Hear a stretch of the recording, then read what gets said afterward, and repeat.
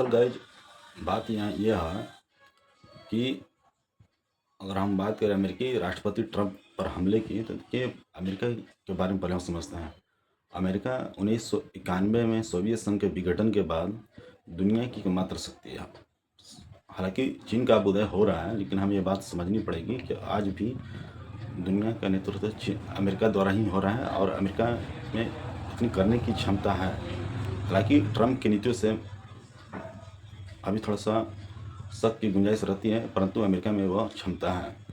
रही बात उन पर हमला की, तो देखिए हमला की यह अंदेशा मैं नहीं, किंतु कुछ ग्लोबल एजेंसियों द्वारा ही लगाया जा रहा है, जैसे कि CNN और वॉल स्ट्रीट की रिपोर्टों को देखें तो सबसे पहले उन लोगों ने ही अमेरिकी राष्ट्रपति पर हमले की अंदेशा जताया है। और दूसरी बात कि इजराइल की खुफिया एजेंसी द्वारा भी अमेरिका को सूचित किया गया है कि अमेरिकी राष्ट्रपति पर हमला हो सकता है। हालांकि यह चलती हुई खबर आप भी पढ़ सकते हैं और इसका क्या प्रभाव पड़ेगा ये तो मैं नहीं बता सकता, ये तो पूरी दुनिया देखेगी। दूसरी बात कि जैसे कि मैंने आपको बोला था कि क्या ईरान ने अमेरिका को पुनः युद्ध में उलझाकर कहीं ना कहीं अपना जो पोजीशन है कहीं अच्छा नहीं सेट कर लिया है। तो मुझे लगता है शायद कर लिया है, क्योंकि मैं क्यों बात बता रहा हूँ आप फिर से इसको सुन सकते हैं, ठीक है। तो गाइज मुझे ऐसा लगता है कि ईरान ने अमेरिका को पुनः युद्ध में उलझाकर कहीं ना कहीं अपने पोजीशन को अच्छी स्थिति में तो नहीं कहना चाहिए, लेकिन बराबर की स्थिति में जरूर ला दिया है।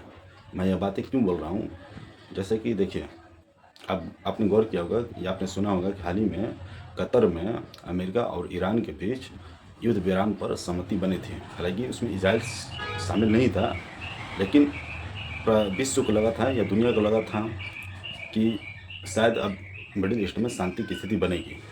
लेकिन आपने देखा होगा कि अभी हाल ही में 2-4 दिन पहले से ही यह शांति विराम समझौता टूट चुका है ईरान और अमेरिका के बीच में, ठीक है।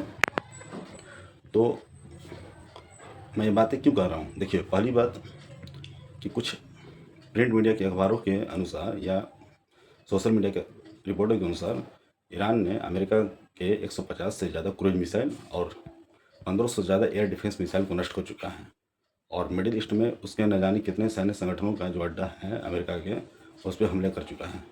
रही बात ईरान की, तो देखिए ईरान एक मिडिल पावर है, ठीक है।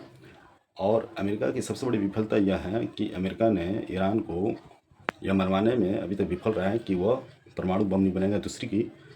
दूसरी की हॉर्मुज की खाड़ी को स्वतंत्र करेगा, क्योंकि कुछ दिन तो स्वतंत्र था हॉर्मुज की खाड़ी, वहाँ से बहुत सारे देशों का बहुत सारे जहाज स्वतंत्र रूप से पार कर चुके हैं, जिसमें भारत भी शामिल है। लेकिन अब इस पे संकट के बादल छाए हुए हैं, ठीक है। तो इस पे आपको नहीं लगता है कि ईरान बढ़त की स्थिति में है, ठीक है गाइज। अगर हम अब भारत के बारे में या भारत के नज़रिए से बात करें, तो बात यहाँ पे है कि भारत इस पर क्या प्रभाव पड़ रहा है या पड़ेगा या पड़ चुका है। तो पहले इसका प्रभाव से पहले हमें भारत की स्थिति के बारे में जानना चाहिए, या मैं बताना चाहूँगा दोस्तों कि देखिए भारत अपने कुल कच्चे तेल के आयात लगभग 85% आयात पर निर्भर है, जिसमें से 35% तो हॉर्मुज की खाड़ी से ही आयात करता है। दूसरी बात कि भारत कच्चे तेल का 35% हॉर्मुज की खाड़ी से आयात करता है।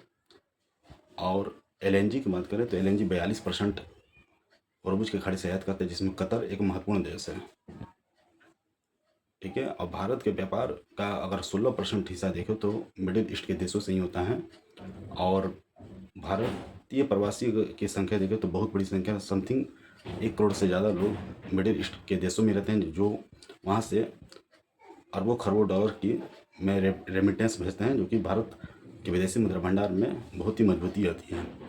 रही बात कि हमारी सरकार इस पर क्या कर रही है, तो देखिए सरकार काफ़ी कुछ काम कर रही है और सरकार अपने स्तर पर बहुत कुछ मजबूती से या बहुत अपनी सामर्थ्य के अनुसार काम कर रही है। चूँकि देखिए विदेश नीति एक बहुत ही जटिल मामला है, ठीक है, तो इसके अपने हिसाब से काम कर रही हैं और आप लोग भी इस पे क्या राय हैं आप कमेंट में आकर बता सकते हैं। और आपको वीडियो यह मेरा कैसा लगा ये भी आप बता सकते हैं, ठीक है। और हमारी सरकार से आप लोगों की क्या अपेक्षा है और हम लोग हमारी सरकार से आप लोग क्या अपेक्षा करते हैं वो भी बता सकते हैं, ठीक है। धन्यवाद। जय हिंद, जय भारत।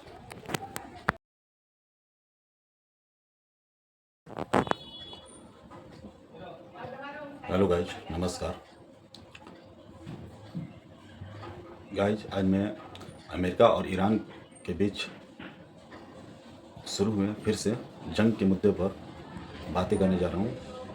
और जंग तो जंग ठीक है, सब दुनिया जान रही है कि जंग हो रहा है, लेकिन इसमें एक बहुत ही एक रोमांचक कह सकते हैं या खतरनाक कह सकते हैं या बहुत ही संवेदनशील एक बयान आया अमेरिका के राष्ट्रपति डोनाल्ड ट्रंप द्वारा, जो कि हाल ही में टर्की की राजधानी अंकारा, चूँकि वहाँ पर नाटो शिखर सम्मेलन हो रहा था, वहाँ से लौटते हुए उन्होंने कहा कि मैं शायद ईरान के किल लिस्ट में टॉप पर हूँ। तो पहली मुद्दा और पहली बात यह है कि क्या सच में अमेरिकी राष्ट्रपति डोनाल्ड ट्रंप पर क्या ईरान हमला करेगा, क्या ये संभव है।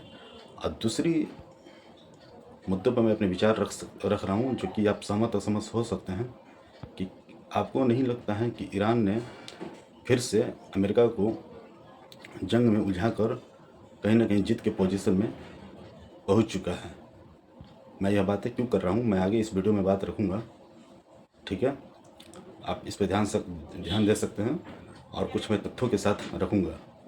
और तीसरी बात कि अगर ईरान और अमेरिका के बीच में यह जंग ऐसे ही जारी रहा तो इसका भारत पर क्या प्रभाव पड़ेगा, यह प्रभाव पड़ रहा है, और इस मुद्दे को हमारे प्रधानमंत्री या हमारी सरकार किस तरह से डील कर रही है। मैं इन सभी मुद्दों पर अपने विचार रखने जा रहा हूँ, ठीक है। तो कृपया वीडियो में आगे बने रहें। धन्यवाद।